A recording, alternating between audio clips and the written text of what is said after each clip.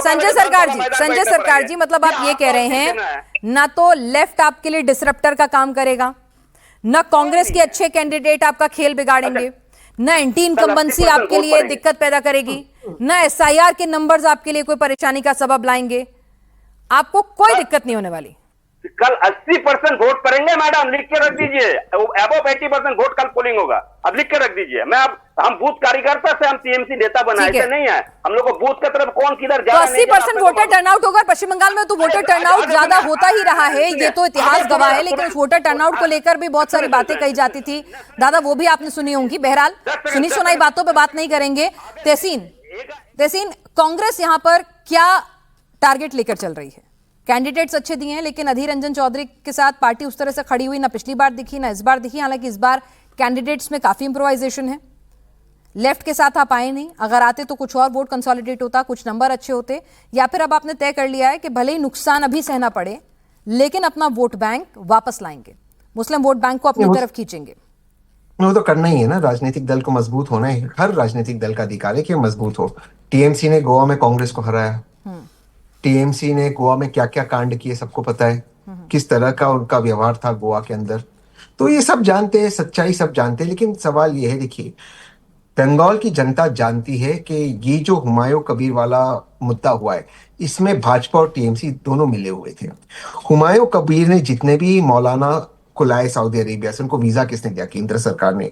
उनको central force की security किसने दी? केंद्र सरकार ने। और उनको वेस्ट बंगाल में अरेस्ट किसने नहीं किया? ममता बनर्जी ने। ये ध्रुवीकरण ममता जी के लिए भी काम करता है और भाजपा के लिए भी काम करता है। तो लोग जानते कि कल अगर भाजपा ऐसी कोई बिल ले आए जिसके अंदर उनको टीएमसी की मदद चाहिए, टीएमसी वॉकआउट कर सकती है राज्यसभा में। और एक चीज, एक मुसलमान सुन ले, गुजरात के अंदर ममता जी ने मोदी जी के लिए कैंपेनिंग किया था 2002 के अंदर, ये बात सुन लिया, कहा था मेरे भाई है। तो लोग जानते हैं सर, अब बीती बातें तो इतिहास के पन्नों में दब जाती हैं और राजनीति में आप भी जानते हैं कोई परमानेंट एनिमी नहीं होता, कोई परमानेंट दोस्त नहीं होता, ये तो सबको मालूम है। लेट्स बी वेरी क्लियर, ये बात सबको मालूम है। चारू प्रज्ञा जी, एक डेटा आपको दिखाती हूँ हिंदू वोट बैंक का, कि हिंदुओं की सीटें, जो हिंदू बहुल सीटें हैं, वो कितनी हैं और उसमें पिछली बार के नतीजे क्या कुछ कह रहे थे और इस बार क्या स्थितियां वहां पर बन रही हैं। कुछ ऐसी सीटें हैं जहां पर हिंदुओं की आबादी जो है वो 50% से भी ज्यादा है, लेकिन फिर भी वो सीटें टीएमसी भी निकालने में कामयाब हुई थी। तो उन सीटों के लिए मैं डेटा आपको कुछ देर में दिखाऊंगी। वो रणनीति क्या है आपके लिए, क्या आपने स्ट्रैटेजी बनाई है? कि अगर हम बात करें पहले फेज में हिंदू सीट पर अगर बात करें तो कुल 97 सीट्स हैं, बीजेपी के पास 50 हैं, टीएमसी के पास 46 हैं और अन्य के खाते में एक यहां पर सीट है। तो इस हिंदू वोट बैंक आपकी तरफ टिल्ट होके ऑलरेडी 50 है, एक अच्छा खासा नंबर है, दीदी से टिल्ट होके आपके पास कम से कम 10% शिफ्ट हो, ऐसा क्या किया है आपने? और जैसे कि संजय सरकार कह रहे हैं कि भाई और यहां पर ये बात विवेक ने भी दोहराई कि बंगाल का हिंदू जो है, बंगाली पहले है, हिंदू बाद में है। बिल्कुल, और ठीक बात है पिनाज जी। बंगाल को जब हिंदू और मुसलमान के नजरिए से देखते हैं, ये मुझे है बहुत छोटी सोच है।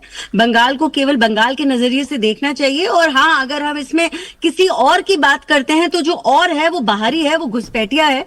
और बार बार हमारे गृह मंत्री जी ने इसके बारे में बात करी है। भाजपा ने पिछले कुछ सालों में अपना स्टैंड बड़े बड़े मुद्दों पर क्लियर कर दिया है। एक तो भय की राजनीति पे पूर्ण विराम लगाना बहुत जरूरी है। जिस प्रकार से अभी तक भी भय की राजनीति चली है, मैं उदाहरण के तौर पर अगर मुर्शिदाबाद कहूं, वहां पर हिंदुओं के घर जलाए गए, पलायन हुआ उनका, और पुलिस गायब थी। और पुलिस तब तक गायब थी जब तक कोलकाता की उच्च न्यायालय ने उस बात का संज्ञान नहीं लिया और कुछ चीजें सुधारने का प्रयत्न नहीं किया। वो सुधार भी सेंट्रल फोर्सेस के आने के बाद हुआ है। तो इस बात को हमको बिल्कुल भूलना नहीं चाहिए।